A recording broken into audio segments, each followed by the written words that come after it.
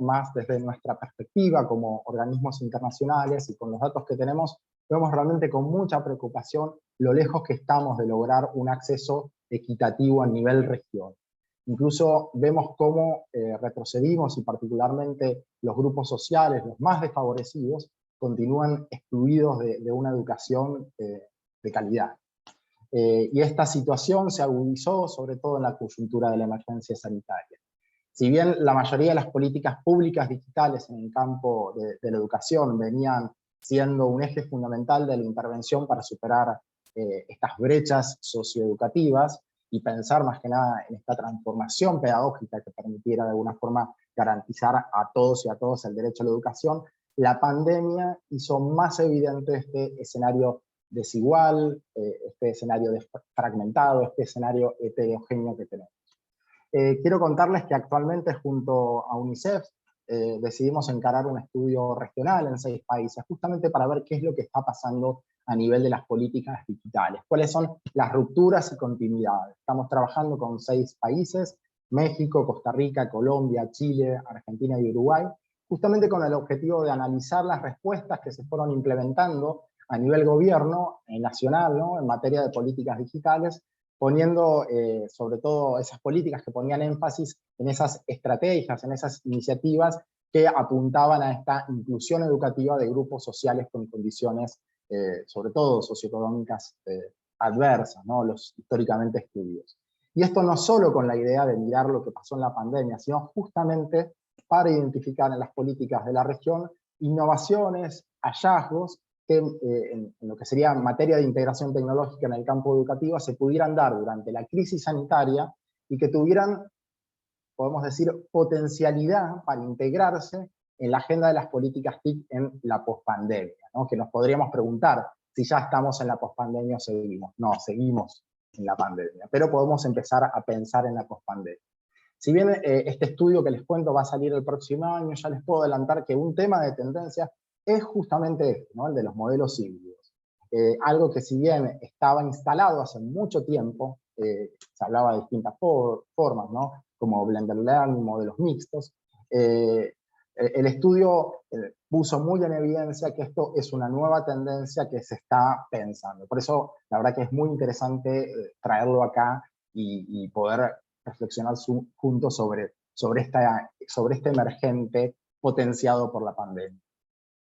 En este marco, la integración de las tecnologías forma parte de la agenda política de todos los países de América Latina. Y en este sentido, en esta línea, América Latina se mostró como de punta a la hora de embarcarse en la planificación de políticas TIC, ¿no? Aunque en los últimos años se dio un cierto estancamiento en algunos países. A nivel regional, Uruguay quizás es la excepción porque ha sido de los más proactivos en la línea de educación y tecnología y lo ha podido sostener en el tiempo. Y desde IPUNESCO hace años que venimos haciendo énfasis en el desarrollo de pensar políticas TIC en educación. Nos parece fundamental poder pensar en las políticas TIC como políticas públicas, desde un enfoque de derecho a la educación. Y esto, más que nada, se hizo ahora evidente en la pandemia, ¿no?, donde nunca ha sido mayor la necesidad de desarrollar políticas para ayudar a sostener la enseñanza en caso de los cierres de escuela, ¿no?, para poder sostener y garantizar la educación. Acá pensando en Uruguay, el proyecto Ceibal es uno de los más innovadores que tenemos a nivel regional, no solo en términos de TIC, sobre todo de políticas, de sostenibilidad en el tiempo, como decía, ¿no? Por eso es fundamental pensar en cómo podemos darle continuidad, cómo podemos seguir construyéndolo. Es una piedra angular regional, ¿no?, de las políticas TIC a nivel región. Y si miramos regionalmente, América Latina tuvo diversos ciclos de planificación en sus políticas. Un primer periodo, 2005-2014, es un ciclo con una enorme eclosión y expectativas en torno a las políticas, ¿no?, a través de modalidades muy diversas de incorporación de tecnologías, computadoras por alumno, aulas móviles, dotación y extensión de la conectividad. Se fueron dando estrategias que fueron justamente este indicador del esfuerzo de los estados por instalar y sostener una política pública de un fuerte impacto social que atienda a la inclusión social y educativa. Ahora, Un segundo periodo, el 2015-2019, es bastante desigual a nivel región. Algunas políticas lograron pasar de ser proyectos gubernamentales a ser políticas de Estado que se lograron sostener a través de los distintos gobiernos, como el caso de Uruguay. Sin embargo, hay muchos países que a nivel de las políticas digitales mostraron un desaceleramiento, incluso podríamos decir estancamiento, ¿no? En muchos casos frutos de la instalación de nuevas agendas donde las políticas TIC quedaban relegadas. Por eso, los esfuerzos previos para achicar estas brechas TIC en educación, incluyendo la educación tecnológica y el despliegue de conectividad, se vieron realmente muy afectados. Y acá, en este periodo, en muchos países nos encontramos con una gran cantidad de equipos bloqueados, rotos, en desusos, aulas desconectadas. Y no estamos hablando solamente de escuelas rurales, escuelas aisladas. Hago referencia a escuelas desconectadas, aún en zonas urbanas donde el acceso, sobre todo a nivel de infraestructura, sería absolutamente posible. Y es cierto que también cada vez más la población en estos años fue accediendo a dispositivos como los smartphones. Sin embargo, esto no debiera implicar relegar el rol del Estado. Y a partir del 2020, justamente, la crisis actual dejó visible las debilidades y los pendientes a nivel de los sistemas educativos. Algo interesante es que la crisis permitió, en muchos casos, volver a instalar el resurgimiento de la agenda de las políticas digitales para dar respuesta a esta emergencia educativa, ¿no? Y algunos especialistas dicen, se animan a decir, y lo escuché a más de uno, que la pandemia salvó las políticas digitales.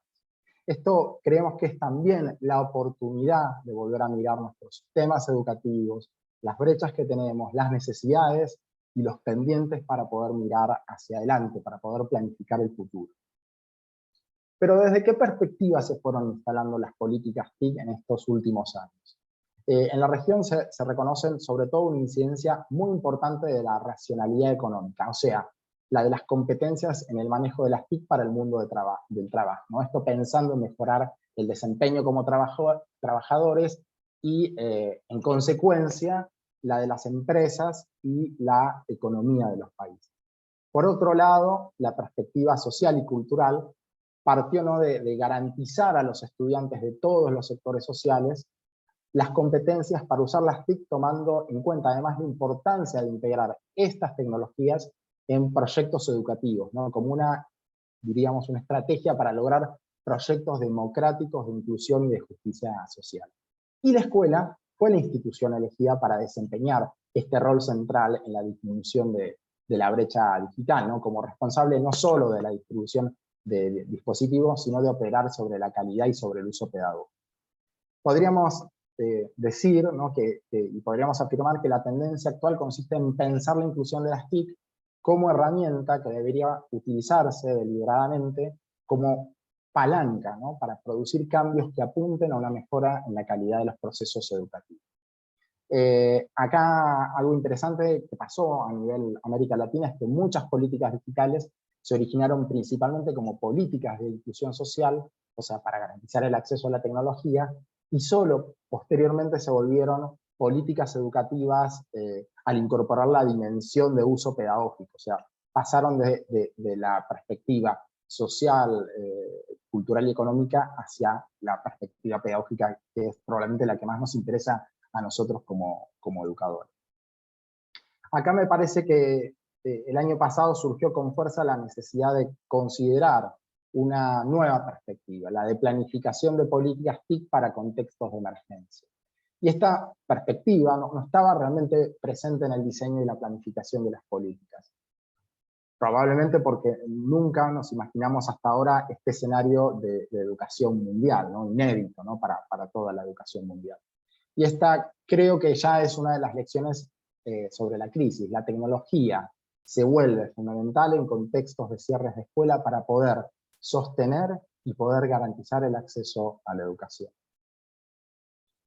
El gran problema de la pandemia es que los esfuerzos de pensar las políticas TIC siempre estuvieron más enfocados en la educación presencial, es decir, en pensar la tecnología en el aula.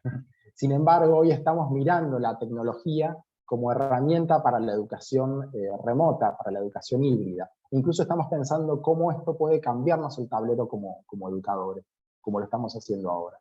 Y esto es algo que todos conocemos, pero que vale la pena resaltar, ¿no? La educación básica, inicial, primaria y secundaria a nivel mundial es fundamentalmente presencial.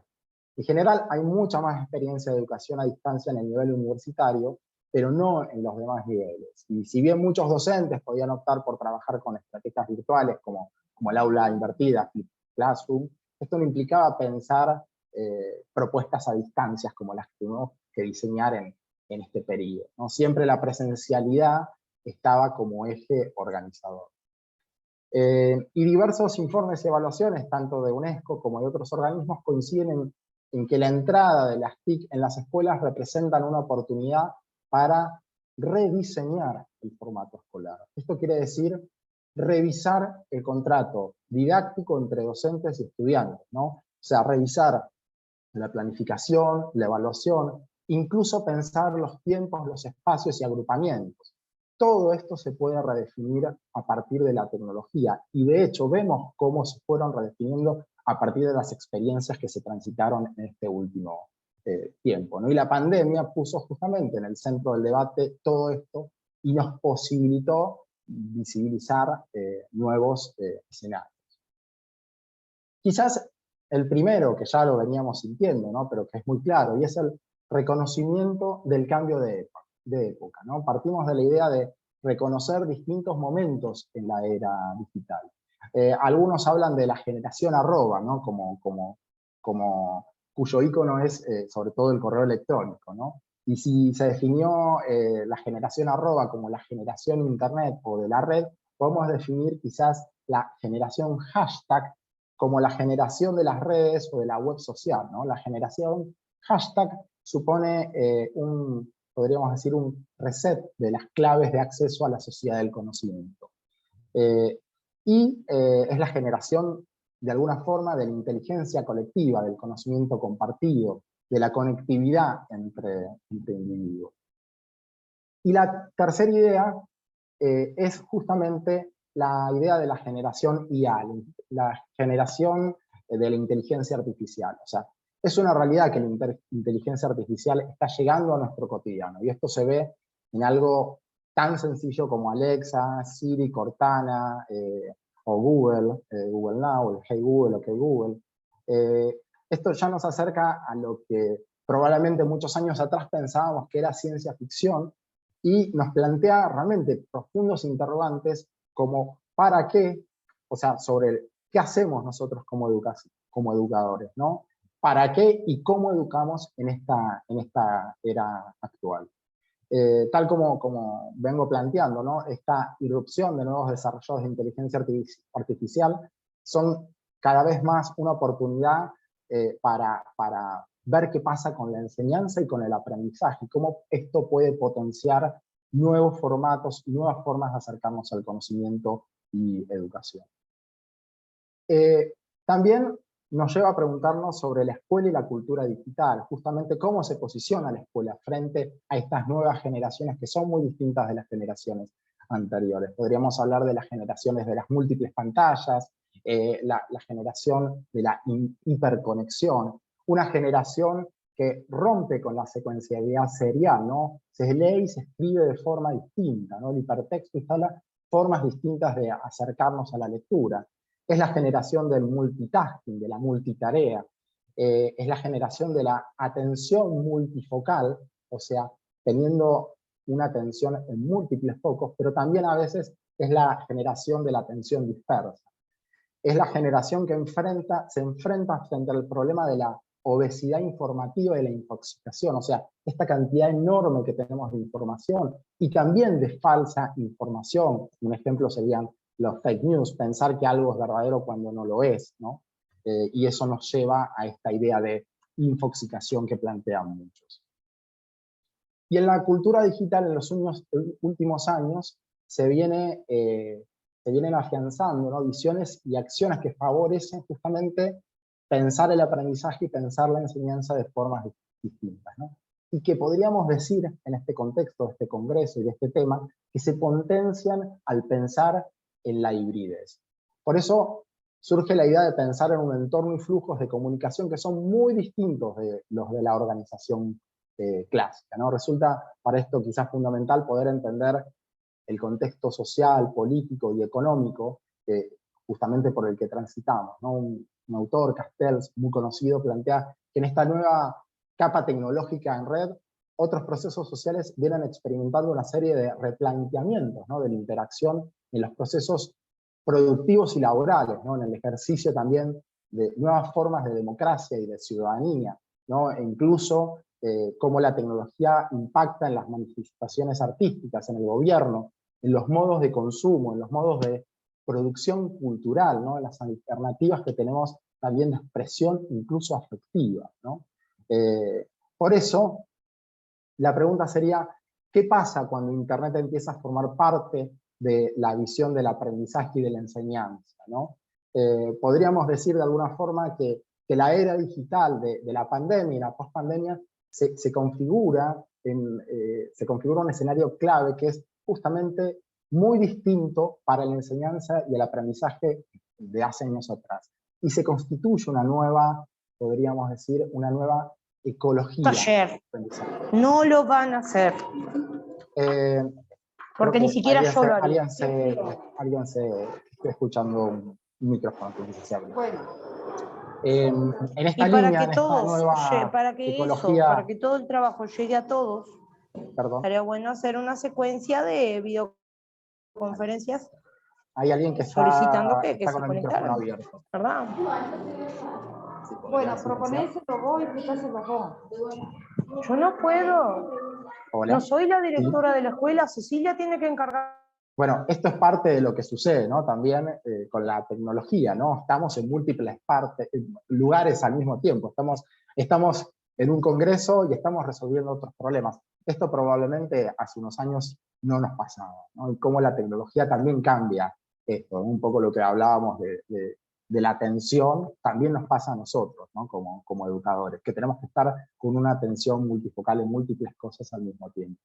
Y justamente esta nueva ecología del aprendizaje de la que vengo hablando implica cambios cruciales en prácticamente todas las coordenadas que delimitan los procesos de la enseñanza y del aprendizaje. O sea, sobre todo en el cuándo, dónde y con quién se aprende. Y también el para qué y cómo aprender, ¿no? Por lo que se refiere al cuándo, dónde y con quién aprender, el cambio fundamental que comporta la nueva ecología del aprendizaje es el paso de unos procesos muy centrados en determinados momentos de la vida, en determinados escenarios, por ejemplo, las instituciones de educación formal, y con determinados agentes educativos, ¿no? Los profesionales de educación, ¿no? Y una multiplicidad y diversidad mucho mayor de escenarios de aprendizaje y de agentes educativos que puede, digamos, sintetizarse bajo la noción de aprendizaje a lo largo y a lo ancho de la vida. Sin duda esto, con el cierre de escuelas, esta idea de cómo se cambia cuándo, dónde y con quién se aprende, se vio potenciado con los cierres de escuela y con este escenario de la pandemia. Justamente hoy el desafío es pensar cómo podemos nosotros reinventar la escuela, o sea, cómo imaginar la escuela y cómo imaginar la educación del futuro, ¿no? Cuando miramos la escuela de la modernidad como institución, podemos decir que la escuela se construyó para dar respuesta a un modelo de sociedad, ¿no? Sobre todo al modelo de sociedad industrial. Sin embargo, esta sociedad ya no es la misma. ¿Y qué pasó con la escuela? La pregunta que nos podemos hacer nosotros, ¿qué pasó con la escuela? ¿Cuánto cambió la escuela? Quizás la pregunta es, ¿la escuela de hoy da respuestas para esta nueva sociedad de conocimiento? Sin duda, a las generaciones anteriores no les tocó lidiar con el volumen de información que manejamos hoy. Prácticamente todo lo que había que aprender en una materia estaba en un libro, en un manual. Quizás el ejemplo más notorio ahora es el de las búsquedas de Internet, que modificaron la manera en que nos aproximamos a la información y que justamente choca con esta idea de escuela de modelo industrial, ¿no? Centrada más en la memorización, en la repetición de algoritmos, y en actividades que tendían a ser más casi rutinarias. Por eso quizás ser docentes hoy es un gran desafío que implica darle un nuevo sentido a la enseñanza. Y si hay algo que da cuenta de este contexto es de la creatividad docente para seguir enseñando, ¿no? Por eso quizás es fundamental todo lo que estamos viviendo para aprovechar y para poder recrear la escuela para una sociedad del conocimiento, una escuela en la que podamos diseñar experiencias que sean potentes y que aprovechen las posibilidades que nos ofrece hoy la tecnología. Y la pregunta sería, ¿podemos ir a una escuela más flexible? Si ustedes buscan escuela flexible, educación flexible, van a encontrar un montón de referencias. Muchas de esas referencias justamente se vinculan a la escuela nueva de Google, ¿no? Y esas referencias también a la escuela activa vale la pena hoy recuperarlas. También en otra línea van a encontrar que la flexibilidad tiene que ver con facilitar la retención, más vinculada con la exigencia. Pero en este caso, al hablar de escuelas flexibles, modelos híbridos, estamos pensando en un modelo de escuela que responda justamente a esta sociedad de la información, que nos permita transformar la información en conocimiento. Una escuela que sea flexible a las necesidades de la comunidad, a las necesidades que tienen nuestros estudiantes, ¿no? Que es una escuela que esté atenta a la inclusión, atenta a la diversidad. La escuela flexible sería de alguna forma aquella que permite acompañar a nuestros jóvenes, a nuestros chicos y chicas en los desafíos de estos años que se vienen por delante. Podemos construir una escuela que tenga disciplinas entrelazadas, ¿no? En la escuela sabemos que las disciplinas muchas veces están muy fragmentadas y pareciera que las materias no se conectan. ¿Podremos imaginar una educación en la que los docentes de distintas materias puedan juntar a todos sus alumnos y ayudarlos a entender un problema desde diversos lugares? Bueno, este es un gran desafío. Algunos ya encararon este desafío quizás el año pasado, otros lo vienen pensando hace años, pero si de alguna forma la tecnología, la pandemia catalizó estas ideas, ¿no? Y la tecnología nos permite esto, nos lo facilita, no basta quizás ver la cantidad de docentes que están usando en este momento las herramientas tecnológicas para colaborar entre sí, para compartir ideas, clases, desafíos. Y en esa línea necesitamos realmente una educación que acompañe a los docentes a que podamos recuperar el valor de no hacer preguntas, sino de guiar a que sean los mismos alumnos los que se las hagan. O sea, imaginar una escuela que interrogue sobre el cómo y el por qué, y no tanto sobre el cuándo y quién, ¿no? Estas últimas, sobre todo el cuándo y quién, en la era de los buscadores, en la era Google, se pueden buscar rápidamente, ¿no? Podemos contrastar esta idea, ¿no? Y justamente vemos la cantidad de información que da, ¿no? Y podríamos pensar en la diferencia que existe. Un educador muy conocido decía, ¿no? Que él hablaba de diferenciar información de sabiduría, decía que le tenemos que decir como docentes a nuestros estudiantes, si quieren datos, hechos, información, vayan a Google. Si en cambio quieren sabiduría, aquí estamos, ¿no? Y esto me parece que es muy interesante, es un cambio de paradigma. ¿Es posible pensar una escuela permeable a las necesidades de la comunidad?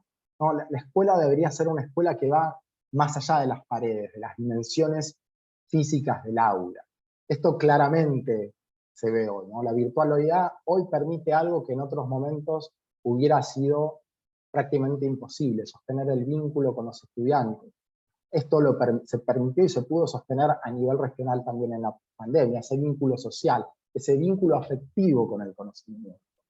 ¿Y qué significaría para la escuela deshacerse de las paredes? Fundamentalmente, mirar al que está del otro lado, o sea, mirar el mundo, mirar el contexto, mirar la comunidad, mirar las necesidades de la comunidad. Es imaginar una escuela permeable para justamente traer a esas voces distantes, ¿no? Podemos incluso imaginar una escuela donde convoquemos a expertos y expertas para hablar de un determinado tema en una materia, ¿no? Eso también sería una escuela de un modelo híbrido, ¿no? Que podamos convocar a esos expertos y que nos vengan a dar una clase. Antes lo imaginábamos presencialmente, pero ahora es más difícil. Hoy la virtualidad, la hibridez permite también eso. Podemos pensar en una escuela de la colaboración, del aprendizaje ubicuo, incluso de la autoeducación, o algo que trajeron las tecnologías es justamente todas unas líneas para pensar la teoría didáctica. Entre ellas, fundamentalmente, la idea de colaboración.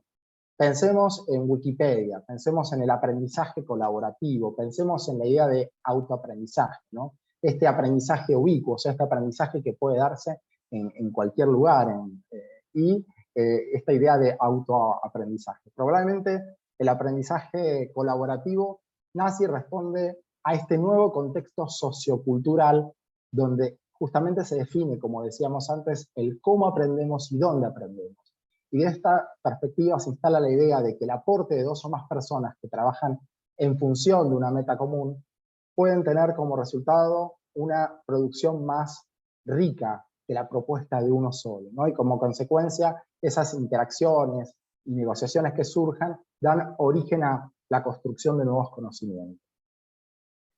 Y por otro lado, Internet favoreció en los últimos años la creación de un mundo tutorial, o sea, millones de usuarios de Internet suben videos, tutoriales, documentos donde comentan sobre cosas muy diversas. En este sentido, la escuela flexible debería preparar más para la autoeducación. ¿Cuántas cosas podríamos aprender y podrían aprender nuestros estudiantes con tan solo buscarlas en Internet? Y esta es una pregunta muy interesante para hacernos en este marco. Y esta otra pregunta, ¿podemos pensar en la escuela flexible como una escuela que va de las TIC a las TEC y a las TAC? O sea, se trata en definitiva, ¿no?, de conocer y de explorar los posibles usos didácticos que las TIC, o sea, las tecnologías de la información y la comunicación nos dan para el aprendizaje y para la enseñanza, ¿no?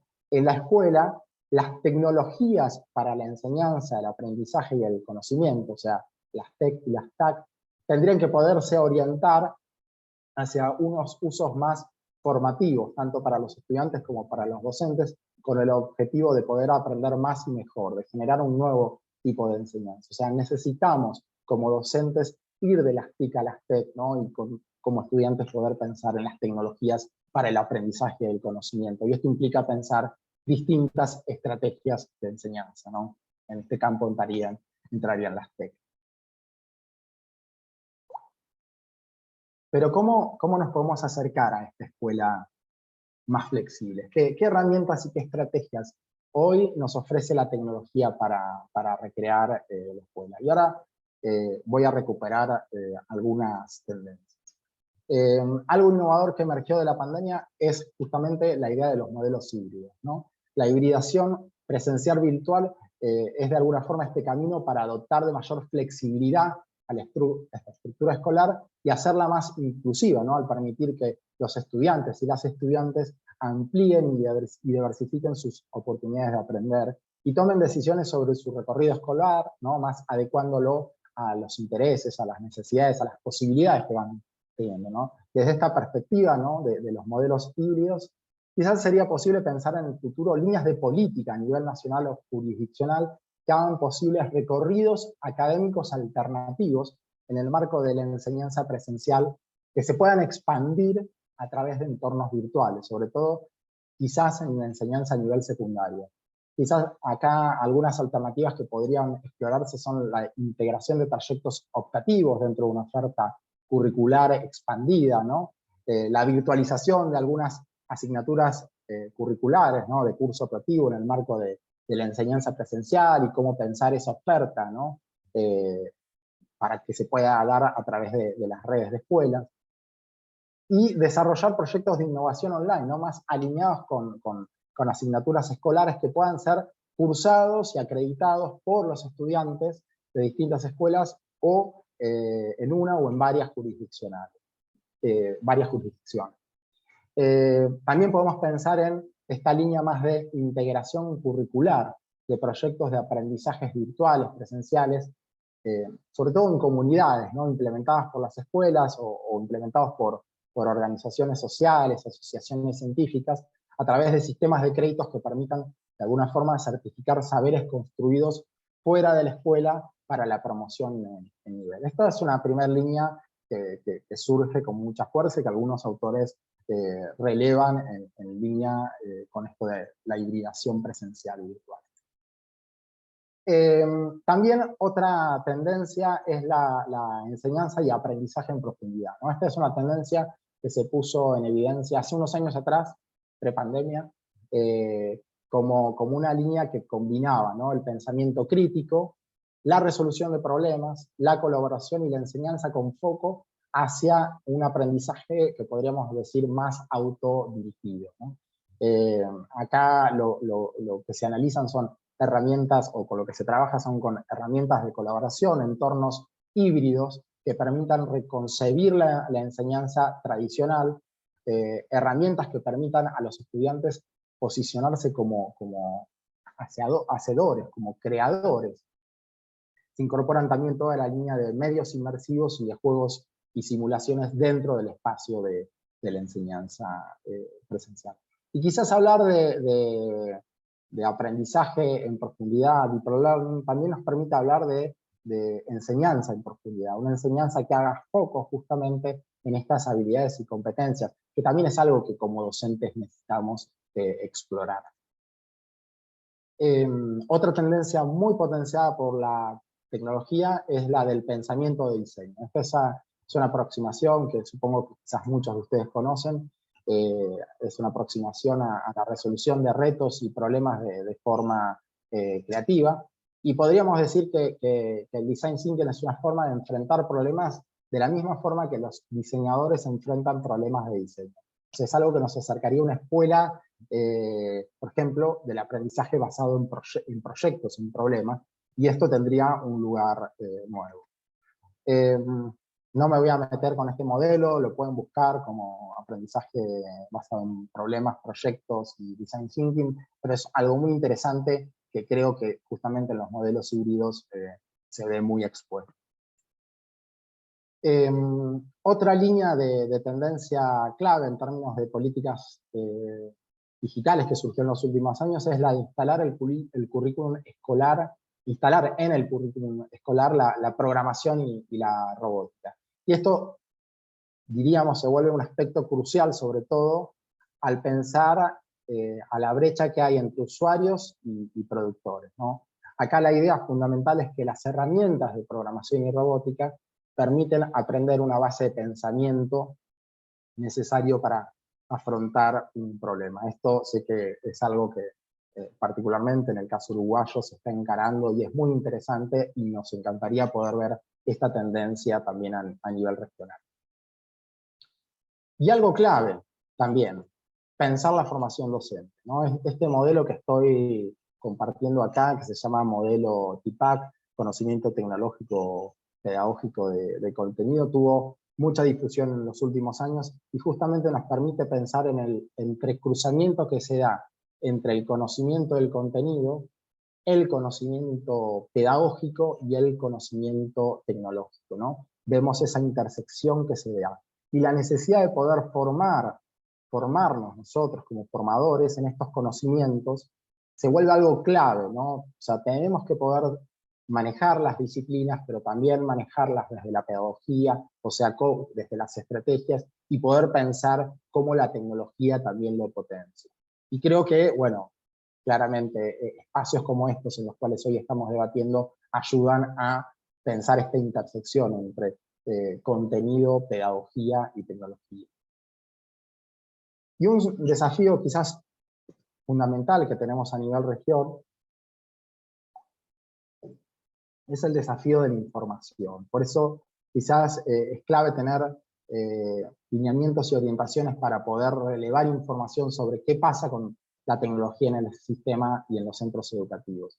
En ese sentido, todo lo que es la educación virtual nos permite dejar huellas en el sistema que nosotros podemos reutilizar justamente como educadores para la toma de decisiones, para poder pensar una enseñanza de un nuevo tipo. Y esto se vincula con esta idea, ¿no? La de Learning Analytics, Big Data, Inteligencia Artificial, ¿no? Esta tendencia y promesa, ¿no? La de analíticas del aprendizaje, se refieren a la información que generan las plataformas educativas y que nos permiten, o nos permitirían, ¿no? Hacer un uso inteligente de esos datos derivados de lo que pasa justamente en las escuelas. Esto muy vinculado con la idea de Big Data, ¿no? O sea, de esta enorme cantidad de datos que se genera hoy en día y que generan los sistemas. Y es fundamental quizás poder pensar desde las políticas públicas, acompañar el desarrollo de plataformas que permitan integrar datos para la toma de decisiones. Como vemos en este periodo de pandemia, los datos fueron cruciales para tomar decisiones. En este sentido, la inteligencia artificial se está mostrando un potencial enorme, sobre todo para pensar en el análisis y la modelización de datos y la identificación de patrones y tendencias para luego avanzar en tomas de decisiones para poder justamente acompañar políticas públicas para mejorar la educación. Y justamente estos datos nos podrían ofrecer información sobre distintos aspectos, tanto a nivel aula, a nivel distrito, a nivel nación. Esto obviamente requiere inversión de parte de los gobiernos, pero probablemente es lo que suceda en el futuro de la educación. Estos datos que puedan acompañarnos en la toma de decisiones de políticas públicas. Y ahora ya nos encontramos casi llegando al cierre de esta exposición. Ya estamos a 9 años, ¿no?, de la Agenda 2030, esta agenda ¿no?, justamente desde la UNESCO, y desde ahí que estamos haciendo foco en el Objetivo de Desarrollo 4, que busca garantizar una educación inclusiva y equitativa que pueda promover oportunidades de aprendizaje permanente para todos. Por eso es fundamental revisar todo lo que tenemos pendiente a nivel región para sentar las bases para, de acá al 2030, lograr de alguna forma eliminar todas estas disparidades que tenemos de género en la educación y asegurar también un acceso igualitario a todos los niveles de enseñanza y a la formación profesional. Y esta crisis que estamos aún transitando nos permite visibilizar estas debilidades sobre las cuales tendríamos que poder hacer foco. Por eso, desde IPUNESCO sostenemos que para llegar a estos objetivos tenemos que reanudar los esfuerzos en políticas digitales, en poder pensar la innovación. Y acá creo que vuelvo a felicitar al equipo de nuestro querido Uruguay por todo este esfuerzo que hace constantemente por mantener viva la agenda de las políticas digitales. Y bien, camino de acá al 2030, sobre todo poder pensar cómo reinstalamos la agenda de políticas, cómo la podemos sostener a nivel Estado, pudiendo ir más allá de cada gobierno, poder pensar siempre las políticas digitales desde un enfoque de derecho, pensar las políticas TIC como políticas públicas, quizás instrumental a nivel de la planificación, planes de políticas que consideren escenarios como justamente los de la pandemia que estamos transitando, con foco sobre todo en las brechas. Poder ir de las TIC a las TEC y las TAC, ¿no? La necesidad de nuevos modelos de formación docente y explorar las innovaciones y tendencias que emergieron en la pandemia. Claramente los modelos híbridos son unos de ellos. Si podemos ir hasta acá, ir hacia este camino, seguramente nos vamos a encontrar con una escuela distinta, una escuela flexible, una escuela que pueda dar respuesta a las necesidades que tenemos en este nuevo contexto de esta sociedad digital, esta sociedad red, esta sociedad de la pandemia y la pospandemia. Bueno, muchas gracias, espero que lo hayan podido seguir y ahora dejo abierto para el espacio de preguntas y respuestas o comentarios.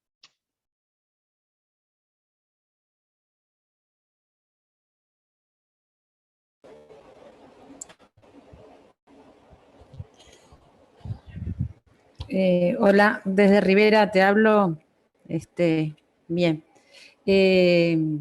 Clarito, digo, yo comentaba, digo, que difícil hacerte preguntas cuando todo lo que expones está muy, muy, muy clarito, pero lo que me quedó un poquito, digamos, como comentario, tal vez no es tanto una pregunta, sino que esta escuela entonces ahora post pandemia sería una escuela que continuaría siendo con una hibridación virtual para ir acortando la brecha esa y para que se tenga un aprendizaje permanente, más en nuestro país que a veces tenemos diferentes contextos y se nos hace un poco difícil acortar las brechas con los diferentes niños. Y llevando a utilizar las TIC, TEC, TAC, logrando, ¿no?, digamos, englobar todo esto. Entre pregunta y comentario, ¿no? Sería lo mío. No, súper interesante. Yo creo que lo más valioso de este tiempo sería poder recuperar aquello que nos dejó, aquello que nos sirvió. Yo creo que muchos docentes no se esperaban en este periodo pasar a ser youtubers, pasar a pensar que tenían que imaginarse grabándose frente a una cámara, haciendo un montón de cosas. Bueno, y muchos descubrieron que era una forma más de llegar a sus estudiantes. Si esto nos sirvió, ¿por qué no traerlo al aula? Sin duda, la pandemia irrumpió, y esto implicó este corte abrupto. Quizás la idea es, a partir de ahora, y cuando podamos pensar la pospandemia, es cuáles de todas esas cosas que sucedieron en la pandemia, o esos modelos que decís, esto fue muy interesante. Quizás algún docente se topó con un simulador que pudo poner a disposición, o un set de videos que explicaban un tema complejo en clase, o armó una serie de cosas que dicen, esto está buenísimo, eso se puede recuperar hoy. La idea es pensar cuál es la estrategia. Podemos pensar este ensamble, esta hibridación, pensar la propuesta presencial que incluya también modelos híbridos. Antes hablábamos del aula invertida, ¿no? Esta idea de que vengan a las aulas a debatir, a trabajar, y que la parte teórica, un poco esto es lo que se decía en la flip class o en el aula invertida, bueno, se diera por fuera de la clase. Yo creo que hoy, de vuelta, la pandemia nos mostró que es posible para muchos hacer esto. Ojo, para eso necesitamos tener conectividad, necesitamos tener todas estas, tenemos que poderlo garantizar, ¿no? A nivel regional fue terrible el panorama, porque casi un 50% de los estudiantes latinoamericanos están desconectados. Uruguay goza en este caso de un escenario muy potente y muy posible para esto, con lo cual para mí es una usina de inspiración, ¿no? Lo que puedan hacer ahí. Pero trataría de imaginar que no es algo forzado, ¿no?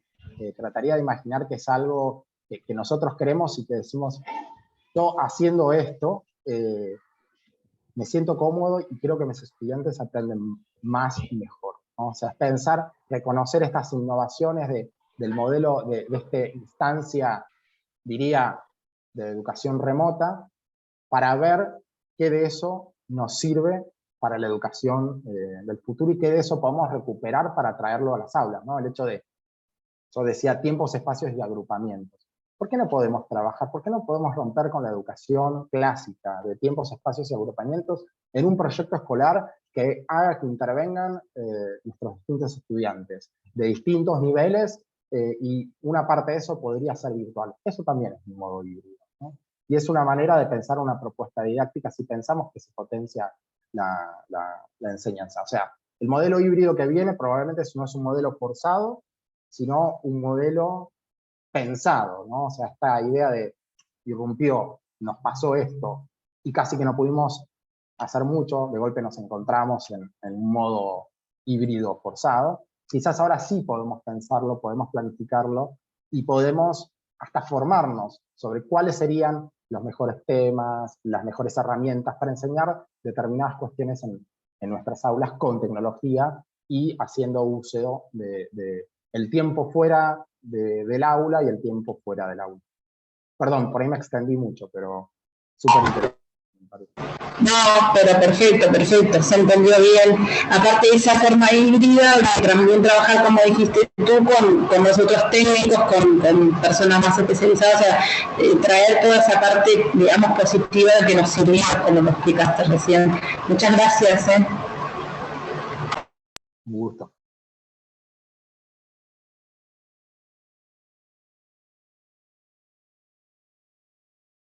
Sí, acá Verdún, ¿no? Estoy tratando de leer algo del chat, es un poco difícil, ¿no? Porque me concentro en la respuesta, pero surgen cosas que pasan en paralelo, como les pasa a los que en este momento están conectados remotos, que me imagino algunos están en sus escuelas, están resolviendo otras cuestiones. Bueno, esta atención, ¿no? Que a veces es difícil de sostener en esta era digital, ¿no?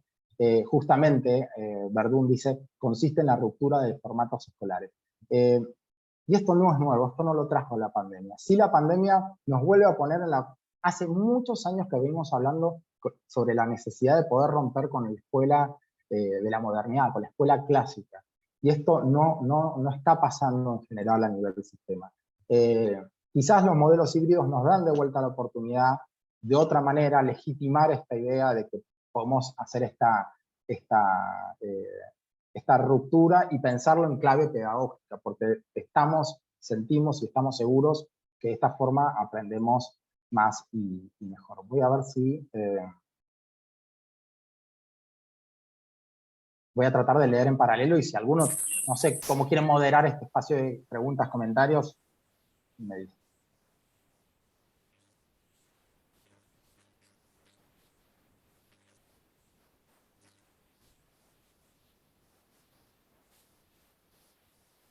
Bueno, acá Cristina González dice, lo fundamental es la creatividad del docente y tener las ganas de enseñar. Totalmente. Esto es algo clave. La pasión por la enseñanza es clave y yo creo que una de las lecciones aprendidas que está emergiendo también de nuestro estudio regional es justamente ver cómo salió con fuerza la creatividad docente para tratar de dar respuesta. Vuelvo a decir, el caso uruguayo en conectividad está muy avanzado respecto del resto de América Latina, pero no ha sido el caso de muchos países, y en muchos casos fue la creatividad de los docentes la que salvó que los alumnos no perdieran todo el año. Obviamente que no fue el mismo año, no aprendieron lo mismo, pero no perdieron todo, y se las han tenido que ingeniar, ¿no? Porque si uno ve, o sea, vos venían hace 2 años y como docente te decían, bueno, ahora vas a tener que diseñar un dispositivo para enseñar por WhatsApp. Yo como que vengo del campo de la tecnología educativa diría, eso es imposible diseñar algo, un dispositivo de enseñanza vía WhatsApp. WhatsApp no está pensado, es una herramienta de comunicación. Bueno, muchos docentes diseñaron cosas muy interesantes por WhatsApp y tiene que ver con esto. Tiene que ver con la pasión por la enseñanza, con la creatividad y también fue muy interesante el apoyo entre pares que se dio entre docentes. En muchos casos, en algunas instituciones, empezaron a darse cuenta que por ahí un docente podía preparar un tema y otro docente podría preparar otro. Bueno, estas son algunas de las cuestiones, y generaban un video o un diseño y eso lo compartían. ¿Por qué todos teníamos que hacer lo mismo de la misma manera? Si quizás un colega lo podía hacer mejor, ¿no? Y entonces empezaron a generarse estos espacios de trabajo entre pares, de trabajo en colaboración, de redes. También los docentes se lanzaron a la búsqueda de recursos en Internet. Si hay algo clave que se sabía y que en general las investigaciones sostenían es que los docentes usaban muchas veces Internet para la vida personal, pero no para la planificación o para el desarrollo de clases. Bueno, con la irrupción de la pandemia, yo creo que esto cambió un poco y ahora los docentes van también a Internet cada vez más para la búsqueda de clases y se encuentran con cosas nuevas, interesantes. Por eso recupero este comentario de Cristina en función también de lo que yo traía sobre la creatividad docente, porque ahí está la clave. Y para nosotros es fundamental ver cómo podemos sostener viva también la creatividad, la innovación a lo largo de toda la carrera docente, ¿no? Por eso es fundamental pensar la formación docente, no solo el inicial, sino la formación continua a lo largo de toda la carrera docente. No sé si nos escuchas.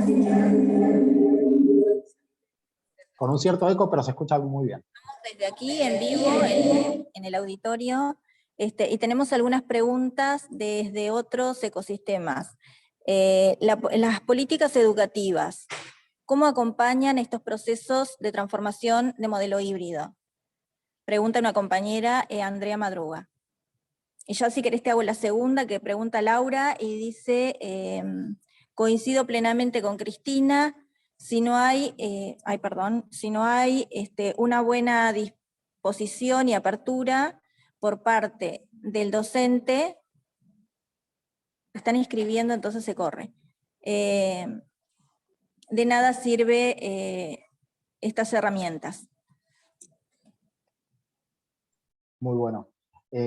Bueno, yo creo que este es el mayor desafío que tenemos.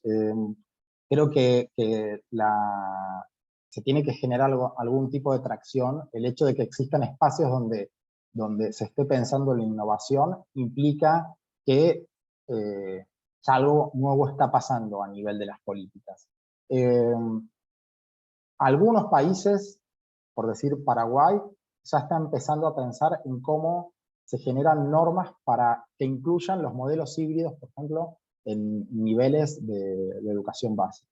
Yo creo que este es un paso necesario, fundamental, porque también reconocer los modelos híbridos implica un montón, ¿no? Implica también reconocer los tiempos de los docentes, lo que nos lleva a los docentes, la ruptura de los espacios, ¿no? O sea, ya no estoy solamente las 4, 6 horas, 8 horas que estoy en una institución, sino que también los tiempos se constituyen en tiempos muy distintos a los de la clase presencial, ¿no? Y creo que acá es donde justamente tenemos que empezar a poder traccionar, ¿no?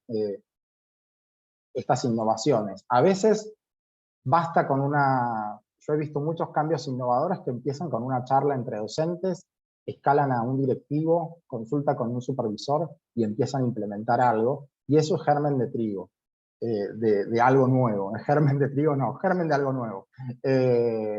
Entonces me parece que esto es interesante, ¿no? Como ver, también quizás, digamos, en esta línea tan innovadora que viene sosteniéndose desde Uruguay, pueda a partir de esto empezar a generarse nuevas normativas que empiecen a explicitar cómo se plasman los modelos híbridos en concreto, ¿no?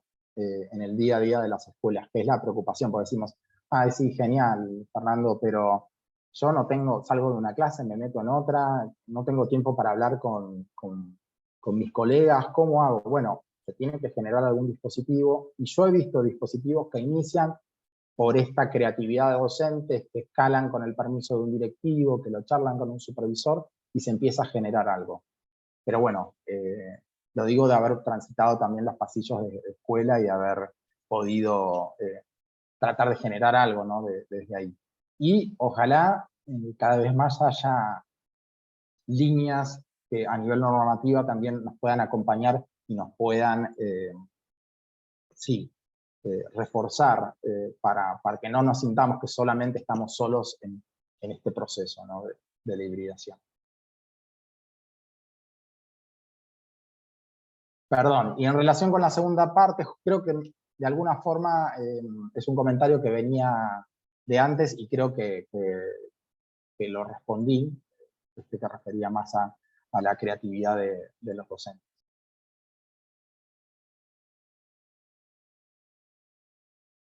Perdón, una cosa más que me olvidé de decirles que complementa esto último. Me parece fundamental en esta línea que todos los actores del sistema, de toda la cadena, ¿no? Desde los funcionarios, desde los docentes, los auxiliares, todos, incluso los directivos puedan poder acompañar. O sea, es fundamental que los directivos, los supervisores, también puedan tener formación para poder hacer gestión de proyectos de este tipo. O sea, tenemos que poder empezar a pensar también formación específica para directivos, para inspectores, supervisores, que justamente nos abran el panorama a estos nuevos escenarios que hoy empezamos, bueno, que ya vemos que se vienen planteando hace tiempo, ¿no? Pero que los vimos de alguna forma en este ratito.